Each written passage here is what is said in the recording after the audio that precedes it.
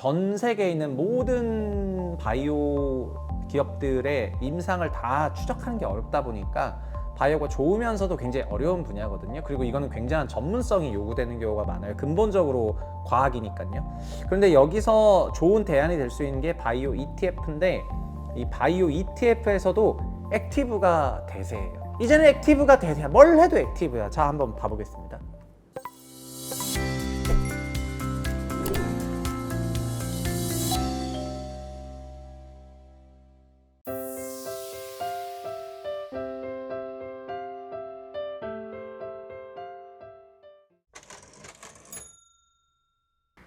안녕하세요, 체육장입니다. 1월 달에 JP모건 헬스케어가 있죠. 헬스케어 컨퍼런스가 있는데, 사실 이런 바이오들은 이런저런 학회들이 있거든요. 그러니까 암학회들이 제일 유명하고, 그 다음에 연초에 하는 그런 컨퍼런스도 좀 유명하고, 그 암 학회가 유명한 거는 그 임상 단계들을 논문으로 발표하는데, 논문 성과가 초록이랑 그 다음에 본문이 쫙 공개되면서 학회 서프라이즈, 학회 쇼크가 있는 건데, 이제 그러면서 주가가 막 왔다 갔다 하는 거고요. 그 다음에 라이센스 아웃이라 해가지고 우리나라는 임상을 끝까지 하면서 외국에 시판까지 하기보다는 중간에 기술 수출을 하고, 그 다음에 외국에 있는 소위 퍼블리셔들이, 판매사들이 제품들을 이제 팔게 되는 경우가 일반적인데, 그래서 중간에 일정 단계에서 라이센스 아웃을 하죠. 그런데 그런 것 때문에 바이오 투자라는 건 저는 자주 비유하는데, 바이오를 제가 이 책에서도 보면은 재건축 아파트처럼 좀 비유를 했잖아요. 그러니까 조합인가? 임상 1상이 조합인가? 임상 2상이 사업시행인가? 임상 3상이 관리처분인가?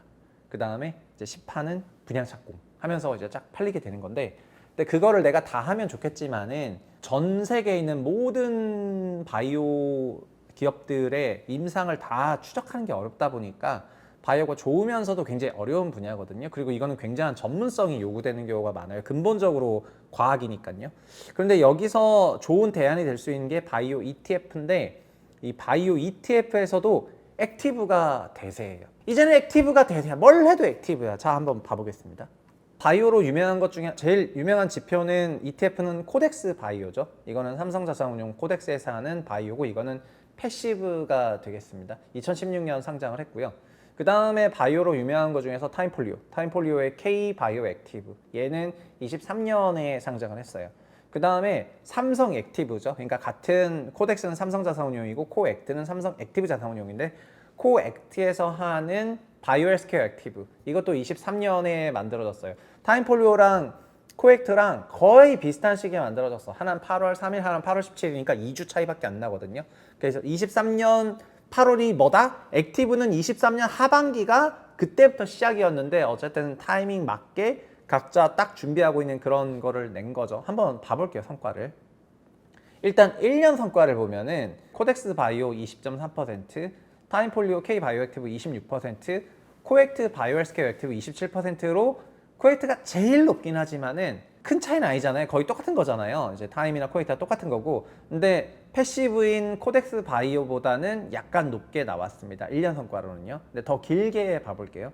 3년 성과를 보면은 여기서부터 벌어지는데, 그러니까 3년 성과 보면 코덱스 바이오는 32%인데 타임폴리오 K 바이오 액티브는 55%고요. 삼성 액티브죠. 코액트의 바이오 헬스케어, 이게 빨간 선인데 빨간 선은 74%까지 올라가요. 그러니까 하나는 30%, 하나는 50%, 하나는 75% 이렇게 돼 있습니다. 그러니까 벌어진 거죠. 여기서 느낄 수 있는 거는 코액트, 삼성 액티브 자산운용의 바이오 헬스케어 액티브가 어쨌든 누적 성과는 굉장히 좋다라는 겁니다. 바이오를 고른다면 그 중에는 제일 좋다는 건데요.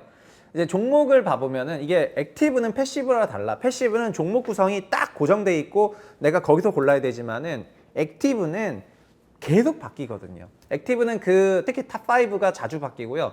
비중을 봐볼게요. 코덱스 바이오 패시브는 상위 5개 종목이 비중이 11%예요. 코덱스 바이오에서 제일 높은 거가 LNC 바이오, 그 다음에 3빌리언, 그 다음에 큐리오스 바이오 시스템즈, 인벤티지 랩스, HLB 이런 것들이 있는 건데, 타임폴리오 바이오 액티브는 알테오젠 1등, 그 다음에 ABL 바이오, 그 다음 리가켄 바이오, 그 다음 삼바로, 올릭스, 셀트리온, 유한, 오스코텍, D&D 파마텍 이런 데가 있는 거고요. 그 다음에 코액트 삼성 액티브는 ABL 바이오, 알테, 리가캠, 삼바로, SK 바이오팜, 셀트, 한미, 에스티팜, 파마, 유한영애 이런 거를 갖고 있어요. 그러니까 알테오젠, ABL, 리가캠, 삼바로, 올릭스 뭐 이런 거를 많이 가지고 있는 것이 이런 액티브의 특징이고 5개 종목이 한 45% 정도를 가져가요. 그러니까 패시브는 5개 종목이라 해도 10%인데 보통 한 30개, 50개 갖고 있으니까요. 근데 액티브는 30개 갖고 있지만 5개가 50%라는 거나 마찬가지. 그러니까 이 5개로 승부를 보는 건데 5개는 계속 바뀌어.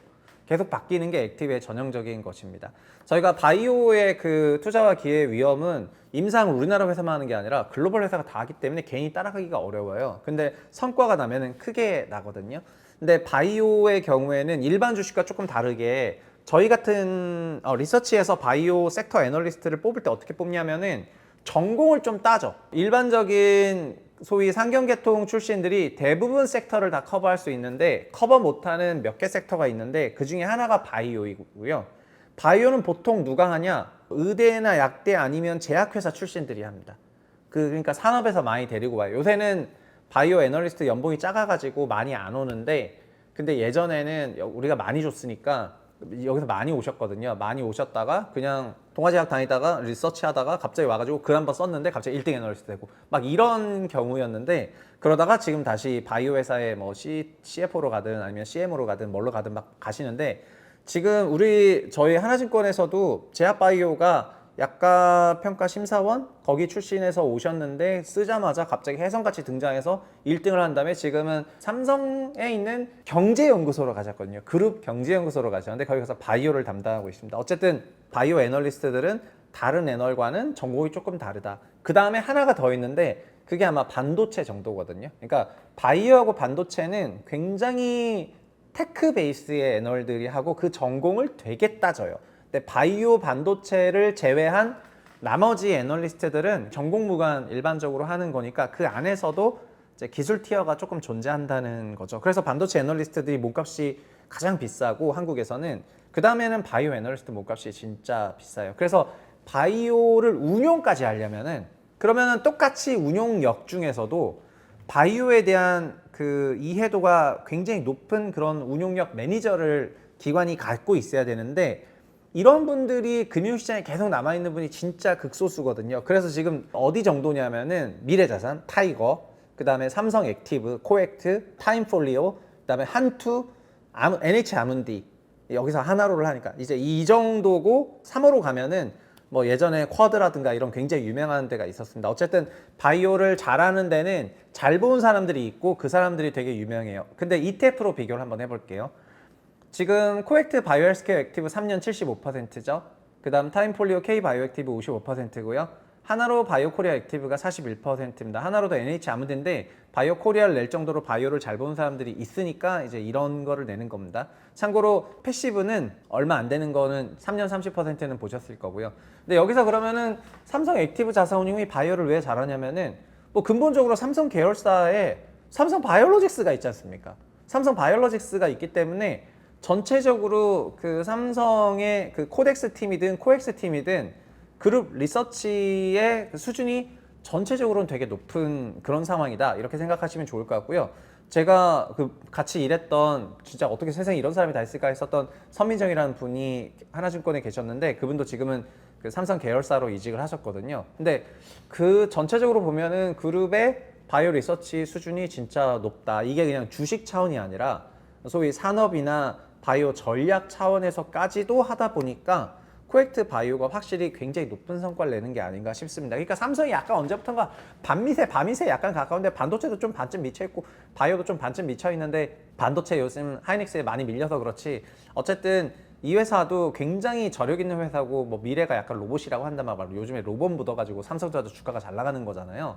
다 반도체로 잘 나가는 것이 아니라 이제 로봇이라는 미래의 가장 포텐셜이 큰 시장에 전자 주식이 조금 묻어버리면서 갑자기 막 잘 되기 시작을 하는 건데 어쨌든 삼성의 특징이 뭐가 있냐면은 다른 회사도 다 그렇다고 말을 하겠지만은 삼성은 전체적으로 그런 문화가 있어요. 미래에 그게 좀 될 것 같다 싶으면은 미리 가서 그냥 들어 누워버려. 모르겠다. 나는 뭐 여기서 이거 하고 있다면 막 오겠지. 뭐 이런 느낌입니다. 그 다음 들어 누워 있는 게 제가 느꼈을 때는 약간 로봇 같고 로봇과 바이오 같거든요. 로봇, 바이오, 약간 AI 뭐 이런 쪽인데 바이오 ETF나 바이오 투자를 하시려는 분들은 개인이 더 잘하시는 분들은 더 잘하시면 되지만은 개인 레벨에서 한국장에서 바이오는 굉장히 꿈주식인데 꿈주식에 대한 비중도 어느 정도는 갖고 가야 되잖아요. 근데 그 꿈주식 중에서 하나를 채운다면은 이제 코엑트가 하는 바이오 액티브, 이게 바이오 쪽에서는 굉장히 엣지 있는 선택이 될 수 있다. 그렇게 보고 있습니다. 오늘 여기까지 하겠습니다. 감사합니다.